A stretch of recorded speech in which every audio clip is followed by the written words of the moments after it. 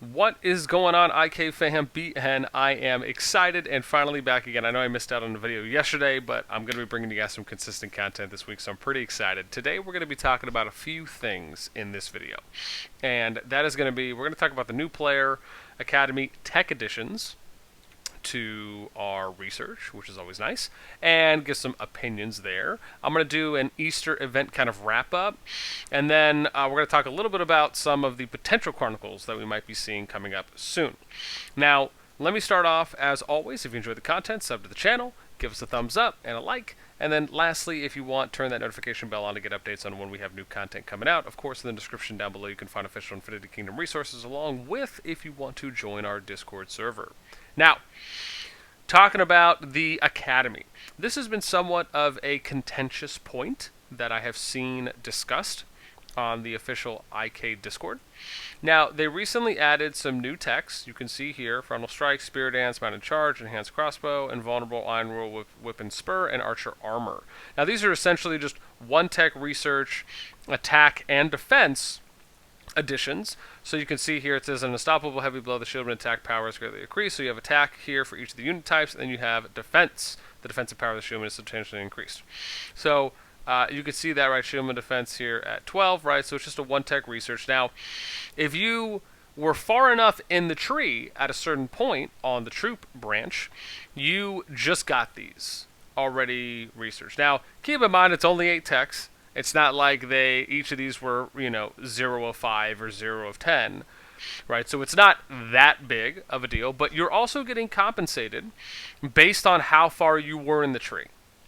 So, again, I don't really take this as a win or a loss. I do, as far as for people that got it, because you got it based on the level that you developed and how far along you were.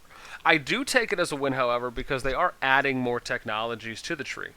If I compare IK's tree to Rock's or Rise of Kingdoms tree, and I'm sure even other Kingdom Builders as well, right, I almost think Rock's tree is twice as expansive as Infinity Kingdoms as far as the amount of overall text they have. Though I haven't done a straight side-by-side number comparison, I just feel like it takes a lot longer to research the text there as far as because of the amount of text that they have in the Academy. So I don't think it's a bad thing that they're adding more content to the game. It just gives people more to strive for, more time that they're able to invest to hit those milestones and those next tier unlocks.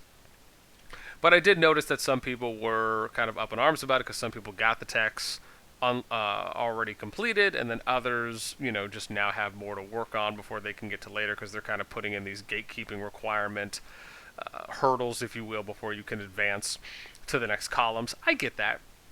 But I think overall it definitely is a win, and I really like that. I mean, if you think about it from the past few updates, right, this was probably the newest piece of actual in-game content addition to do outside of the quality of life stuff. So, which has been great, right? And who knows if they're going to do like quality of life update and then, feature update, or like, quality or quality update, quality, or what am I even trying to say? Quality, and then kind of like feature, who knows what kind of route it's going to go down. But I still think these are good additions, and it's obviously better they do it earlier rather than later, especially when the player base is still growing. I also want to give a shout out because I noticed that IK had over 1 million downloads now on the game, on the Play Store, which was awesome to see. Man, Infinity Kingdom is a staple, and I'll probably make a later video about that, but I just thought that was really cool to see. Then next I want to talk about the Easter event. So the Easter event, though I do not have a screenshot, unfortunately, what I will talk about for the Easter event is I actually thought it was awesome because I was able to get everything I wanted out of the Easter event, and then I was able to almost get all of these. I think I had only the common chests left, the ones that had like a couple hundred of them, and so I started working on those, but I was able to get everything up until that. So in my opinion, the Easter event, I think, so far, is arguably the best event, seasonal event that they have done, mainly because they made it possible for free-to-play players to get everything in the reward section, but they made it to where you really had to grind to get it, right? That to me, I think, is a healthy compromise where they make it so everyone can get everything, but you have to put the work in, right? You really have to grind. You might have to use some AP items here and there, right? But everything was attainable. Now, whether or not you're going to get everything, that's dependent on you, again, the time you put in, and then how much you're able to get out of your investment. But I think the fact that they at least did it and it was accessible is a huge win. I hope they do more seasonal events like this by changing it up, maybe adding some other things in. Right? Not to say that I think like the city skin, doing like little small bonuses in here and there. I think that's a good kind of aesthetic way to compromise. I don't know if the bonuses are really needed, but again, in my opinion, as long as the bonuses are small and not too significant, whether it's anywhere from 2 to 4% or something like that. I think the one for the Easter was either 3 or 5. So I mean, give or take. But like I said, as long as it's not too much, I don't necessarily have a problem with it, especially because it is something that is paywall gated. But I know at the same time, some people might just pay for a skin that is aesthetically pleasing as well. So I guess it just depends how they want to do it there. Like I said, overall to me is a big win. The last thing I want to talk about is the Chronicle update from the 1.2 that just went live yesterday. Now, the thing about the Chronicle update, we're probably not going to see the true effects until the new server. And that's going to be for server 33, I think. Because at the moment, again, if you look at it in the Pioneer server, what you'll notice is that they have timeline gates.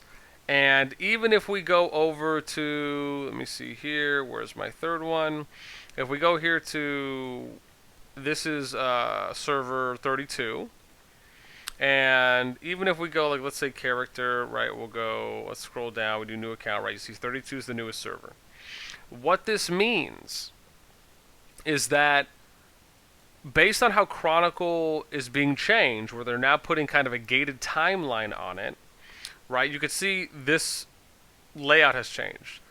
But the thing about it is that because this server was already open before the update hit, we're going to have to wait to see how that looks. Now, as I mentioned before, this is something that could potentially impact jumpers a little bit. I don't think it's going to be too much, but it is something just to consider and think about.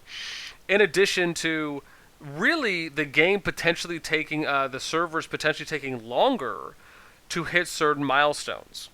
Right, because they're not allowing for you to develop the server as freely as you want. Now, I'm a little iffy on this because in Rock, they allow for you to hit milestones, even though they have it timed out, right, where there's a minimum amount of time that the monument,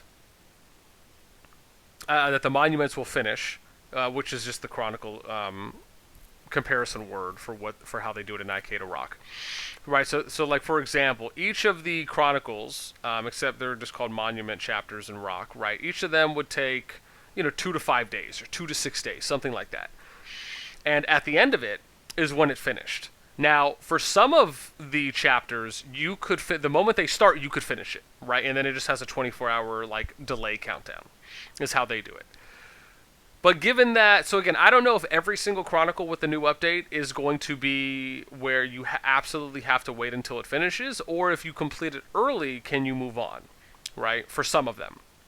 I think given how the update is currently worded, it is lending to believe that it is going to be on a strict deadline, meaning that you have to actually wait until you meet that day.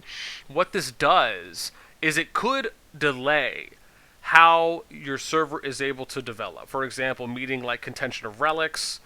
If you want to start those quick, right now it might take twice as long to arguably start your round 1.